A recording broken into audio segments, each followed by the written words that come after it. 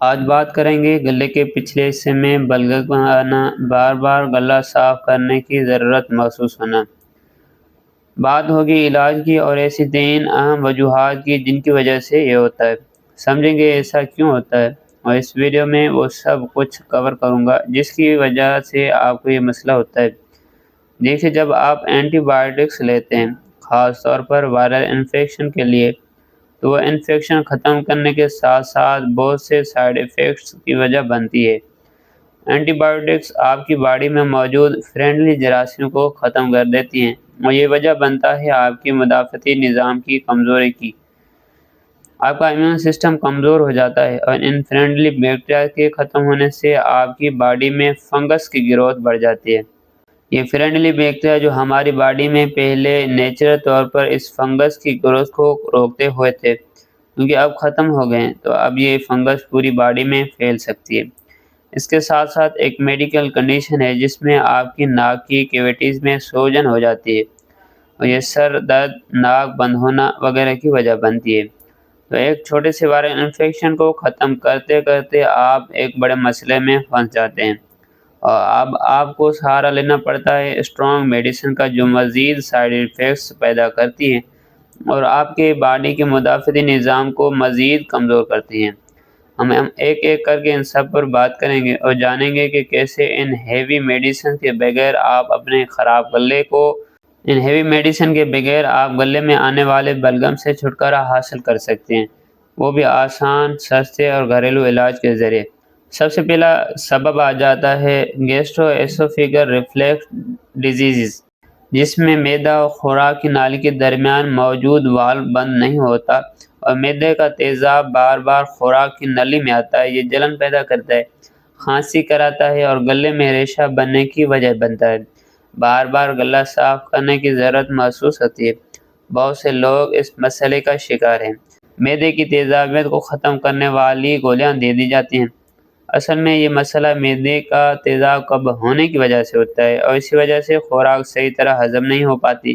اگر آپ اپنے کھانے کے روٹین میں ایپل سائڈر ونیگر بھی شامل کر لیں تو یہ آپ کے معدے کی فنکشن کو بیلنس رکھتا ہے اور معدے میں ایسڈ کی لیولز کو برقرار رکھتا ہے۔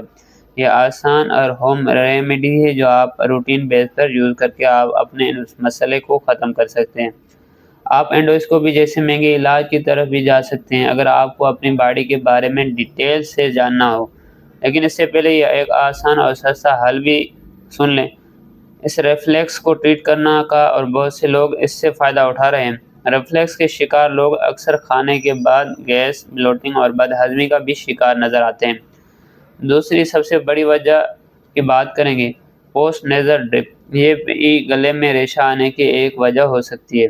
پوسٹ نیزل ڈرپ ایک ایسی میڈیکل کنڈیشن ہے جس میں آپ کی ناک کی کیویٹیز کے پچھلے حصے گلے میں ریشہ ٹپکتا ہے اور آپ کو کھانسی کرنے پر مجبور کرتا ہے۔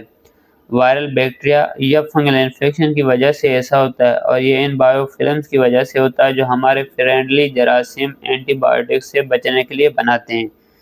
یہ فرینڈلی جراثیم کالونیاں بنا کر رہتے ہیں اور اپنے لیے ایک حفاظتی ڈھال بنا لیتے ہیں۔ یہ ڈھال ان فرینڈلی جراثیم کو اینٹی بائیوٹکس سے بچاتی ہے، ورنہ آپ کی کھائی جانے والی اینٹی بائیوٹکس فرینڈلی جراثیم اور نقصان دہ جراثیم میں فرق نہ کر پاتی اور سب کو مار دیتی۔ ایک اور وجہ کیلسیفیکیشن ہے۔ دانتوں میں ٹارٹر جمنے یا آرٹریز میں بلاک ہونے کی وجہ سے بھی یہ مسئلہ ہو سکتا ہے۔ اس پر ایک میں نے ویڈیو ڈیٹیل سے بنائی ہے، اگر چاہیں تو اس کی لنک میں ڈیٹیل میں دے دوں گا۔ اگر اس کو اینٹی بائیوٹکس سے ٹریٹ کیا جائے تو مسئلہ مزید بگڑ جاتے ہیں۔ آپ نے محسوس کیا ہوگا کہ اگر آپ نے کچھ دن یا کچھ مہینے پہلے اینٹی بائیوٹکس لی ہوں تو اس کے بعد یہ مسئلہ بڑھ گیا ہوتا ہے۔ آپ کے حلق میں ہر وقت ریشہ ٹپکتا رہتا ہے اور بار بار آپ کو کھانسی اور نزلے کی تکلیف تنگ کرتی رہتی ہے۔